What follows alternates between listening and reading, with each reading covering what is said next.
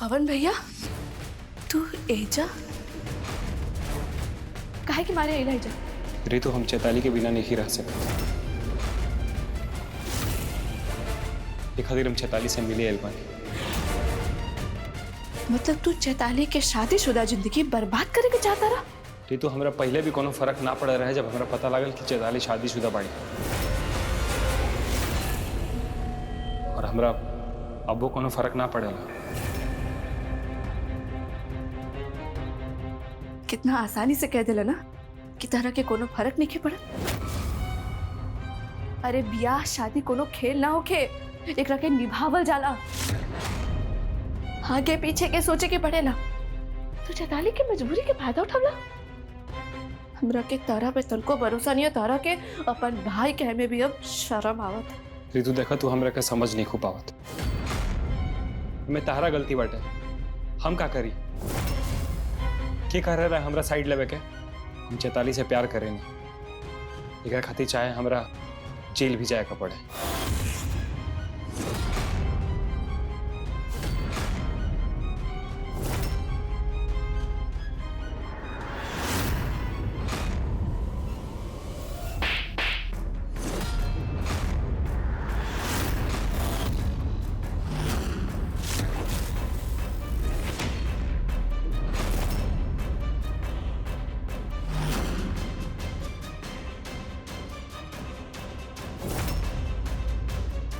पवन, तू एजा?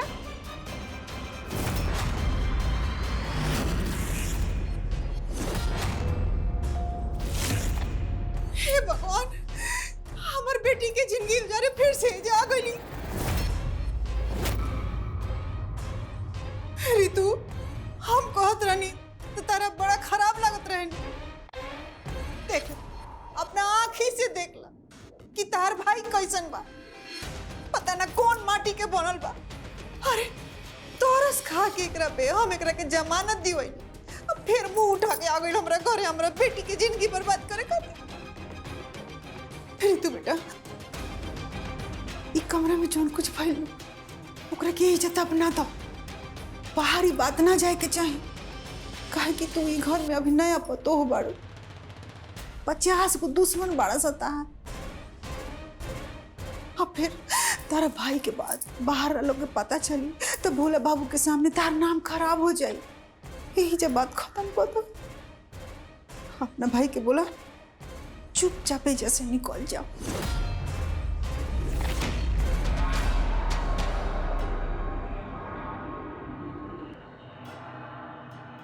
ना चाची जी, रहुआ वैसे भी हमरा ऊपर बहुत एहसान करले बानी।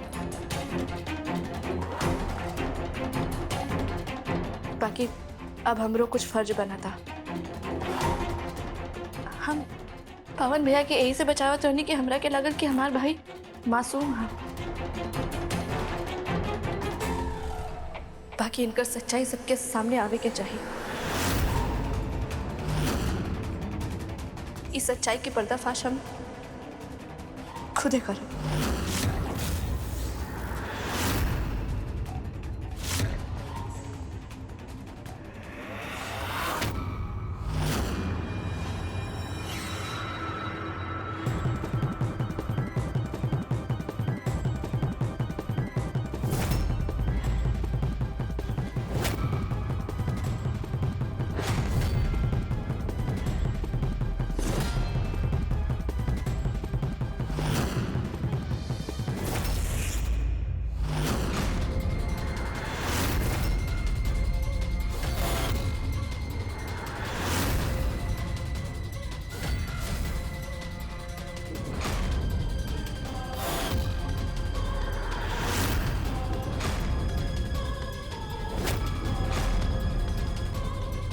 पवन ऐसा का करत बा?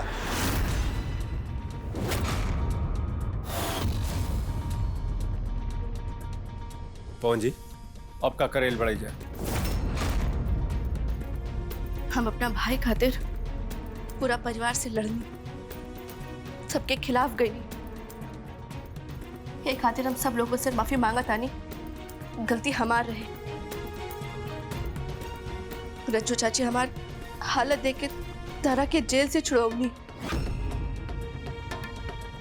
और तू एजा आके चैताली और भोला जी के रिश्ता खराब करत हुआ।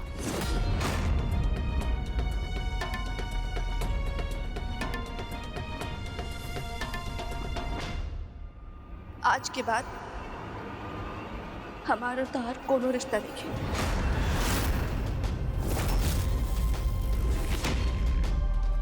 सब कुछ खत्म हो गए।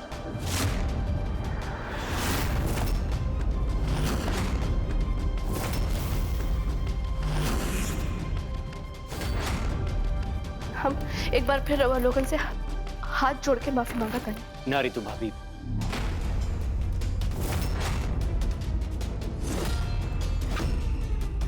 रउआ माफी मत मांगी। राउर कोनो गलती नहीं की। भोला जी, रवा बहुत नेक दिल के इंसान हवा, और एगो ई बाड़े ऊपर से नीचे तक हैवानियत भरल।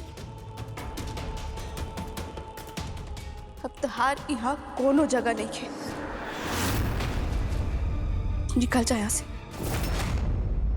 फिर कबो भी अपन मुंह मत दिखाइए।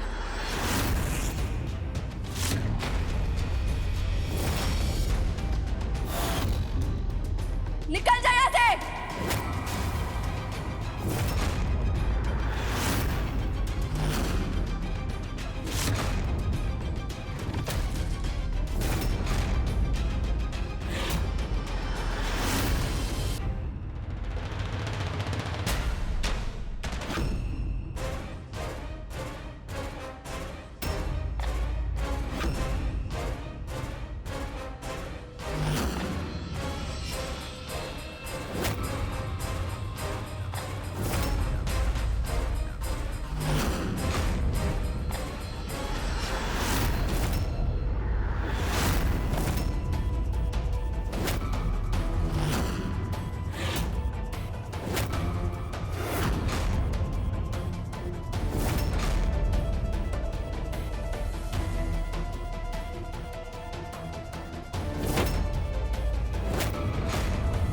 अब तहरा के सबके सामने ईमान लेवे के बाद कि कल तू जेल से छुटला के बाद चैताली से मिले खातिर पूरी रात ओकरा घर में छुपल बा। तू अपन बहन से कुछ भी कहला तो फिर यार बहन के जिंदगी और ससुराल में हराम हो जाए। हम तो जॉन कुछ भी कहनी है तेरा खुशी खातिर कह दी,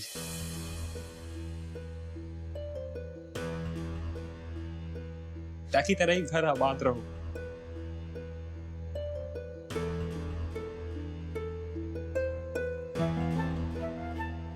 ये हमरा दुआ फट।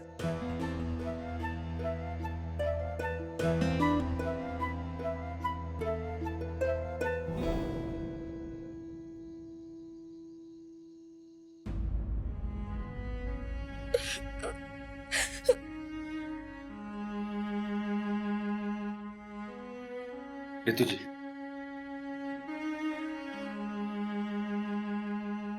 देखिए रितु जी, हम आपके तो शुरू से यह समझावे कोशिश करते हैं कि पवन जी के साइड काहे खाते लेते, और आप पवन जी की गलती के छुपावे कोशिश मत करिए।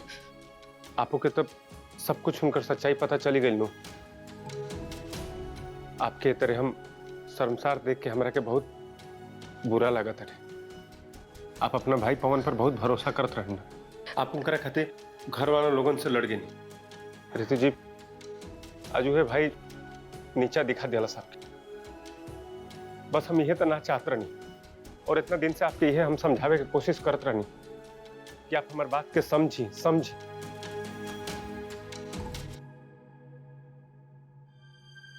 का जाने कोना लड़की से इतना बतियावत रहे। बाकी तबे पता चली जब उनकर फोन चेक हुई। हमार भाई के चरित्र खराब बना तो रहुआ हमरा के कहे ताना मारा तानी। हमरा के लेक्चर देवे के बजाय अपने बारे में फिक्र करिए मिथिलेश जी। ना रितु जी, हम आपके ताना नहीं मारत, बल्कि हम तो आपके साथ देते नहीं। हम आपके दुख बांटे की कोशिश करते नहीं। आपके साथ हम हमेशा खड़ा रह रितु जी, हमेशा। अच्छा, तो रहुआ कि हमार इतना फिक्र बा? तो एक काम करी, रहुआ अपन फोन दिखाई फोन फोन का रितु जी आपके फोन करे के बाकी होके ना, हमरा के मैसेज चेक करे के बा। मैसेज कैसन मैसेज? दीना हम चेक कर ले। दीना ठीक है।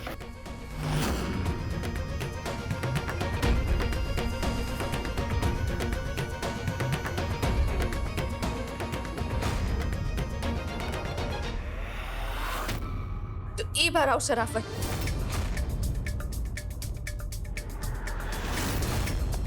डांस सिखावे के नाम पे ये सब करता नहीं। अरे हमारे भाई के चरित्र पे ज्ञान देवे से पहले रहुआ अपन चरित्र देख लेती। हमारे भाई के बारे में तो बहुत कुछ बोल लेनी, अब रहुआ बोली डांस सिखावे के नाम पे औरत लोगन से ऐसा बात करता नहीं, उनका फायदा उठावता नहीं। बोली जवाब दी हमरा के, ये सब कहा बोली ना, चुप काहे बानी? रउआ के कुछ बोले के जरूरत नहीं है, रउआ चुप पे हमरा के सब बता देले बानी। खैर हम रउआ बारे में जवन कुछ भी सोचले रहनी ना, सब कुछ सच रहे और आज हमरा के सबूत भी मिल गई। रितु जी आप हमारा पर भरोसा करी, ये हमारा मैसेज है ये ना कि दूसरा केहू मैसेज कर दिले बेटे, आप हमारा पे यकीन करी रितु जी।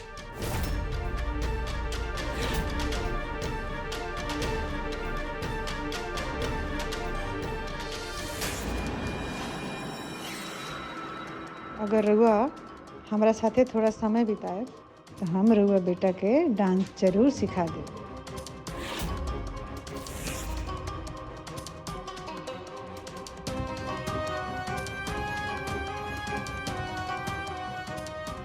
हमार हर दांव ऋतु पे बहुत भारी पड़ी।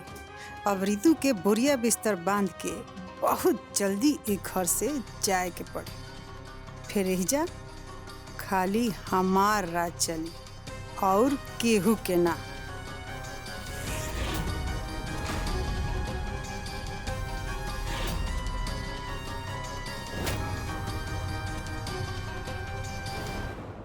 पवन की सच्चाई अब तो रहुआ के पता चल गई हुई। इतना कुछ भइल के बावजूद भी वो जेल से छूट के सीधे हमरा से मिले यहाँ आ गई। अब तो रहुआ के यकीन हो गई ना कि दोषी वो पवन बाड़े। वैसे भी घर के बाकी लोग तो मान ले रही, खाली ऋतु भाभी के छोड़ के, पर आज उनका भी अपन भाई की असलियत अच्छा से पता चल गई। अब हमनी दोनों के बीच में आज के बाद पवन कबो ना आई। हमनी लोग अपन जिंदगी अच्छा से शुरू करल जाओ। देखी था हम रहुआ खातिर का तोहफा लाइल बानी। ए गोपाल तनी है आप? हाँ एक दो फोटो खींचता। हाँ एक मिनट। स्माइल। जीजा जी तनी दीदी के कंधा पे हाथ रखी। अरे ना ना ना सब ना हुई। अरे एक नंबर।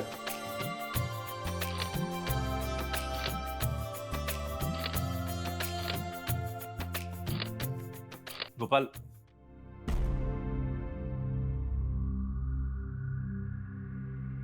गोपाल तू हमारा फोन से केहू के मैसेज कर रहा का? कैसे मैसेज भैया? गोपाल झूठ मत बोला। तू हमारा कोनो डांस सीखे वाला स्टूडेंट के बहन से मैसेज कर रहा कि वो हमारा संगे समय व्यतीत करी, तू करके डांस सिखेबा। अरे भैया कैसन बात करत तानी, हम ही फालतू के काम सब काहे करब? गोपाल तू ना मिथिलेश, हमार बेटा ऐसा नीच काम कोई नहीं खे सकता। अरे वो नाच गाने के बारे में कुछ जानते नहीं खे तो काहे कोनो लड़की के मैसेज करी? अब वैसे भी फोन सारा दिन तारा साथ रहे, तू फोन में चिपका रहा। आ देखो यही वजह से ऋतुआ तारा से नाराज भई रहे। यही समय हमारे बेटा के मत घसीटा। का पता तू ही कैले होगा मैसेज?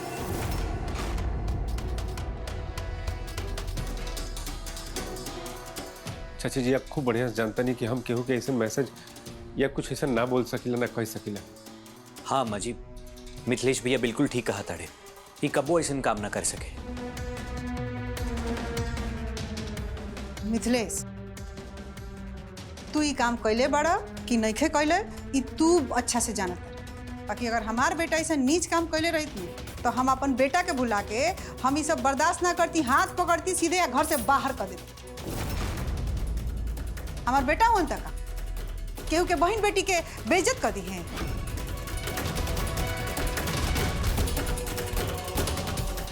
मिथिलेश बेटा, बाबू हम हाथ जोड़ते हैं तारा से, भगवान खाती हमने के सुख चैन से जिए दा।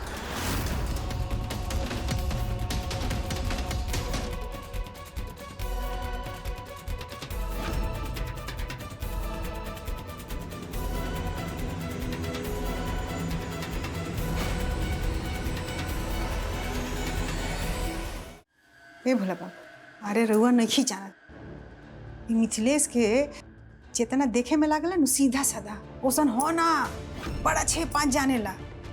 रउआ खानी सब जना शरीफ थोड़े हो जाइए। आई नाच उच में नु ए तरह के खेला होत रहेला, हम सब जानतन। कहाँ रउआ आ कहाँ ई, जमीन आसमान के अंतर बा दुनू में। रउआ लोग के काम इज्जत वाला काम, आई लोग के फूहर रोड छाप। सच कही नु तो मिथिलेश के सवेरे शाम रउआ के सलाम करे के चाहिए। अभी तो ई शुरुआत भइल बा भोला बाबू, जल्दिए हम रउआ के मिथिलेश से आगे कर देब। ओकरा बाद मिथिलेश माथा झुका के राउर बात सुनी है। ओकरा बाद हम एक घर पे राज करें।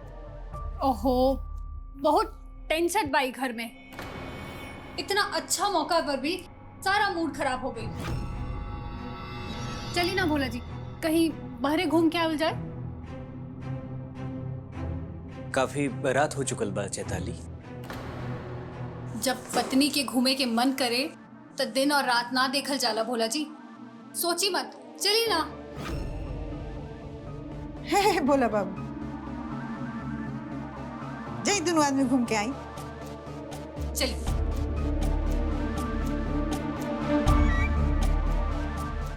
माई, ए गोपाल, तोरा के जैसन सिखौले बनी नु ठीक ओसाने जाके कह। मिथिलेश खिसियाई बड़ा, जाके उनका के मनाओ, उनकर खीस शांत कर। अब माई, पता ना काहे हमार हाथ में खुजली देता। अब रउआ ही जाने ली खुजली कैसे दूर होला। जैसन माई वैसन बेटा। दे दे।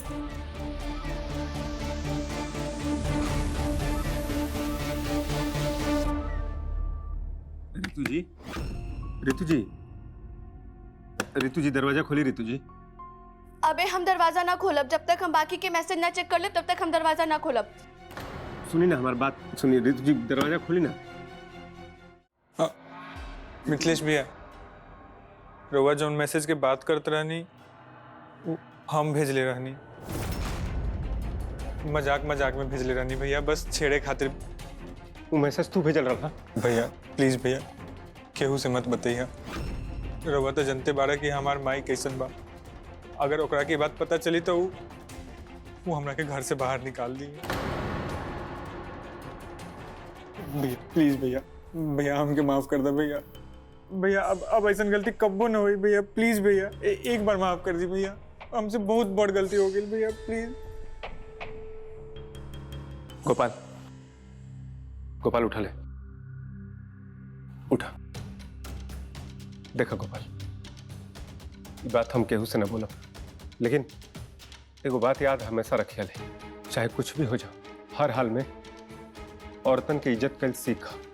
आज के बाद मजाक में भी केहू के माई बहन के तरह गलत बात मत कहिए ले, कैसे कि औरत के मान सम्मान से बढ़कर ये दुनिया में और कुछ ना होला। थैंक यू मिथिलेश भैया। भैया आज के बाद ऐसा गलती कब्बो ना हुई। ठीक है, ले।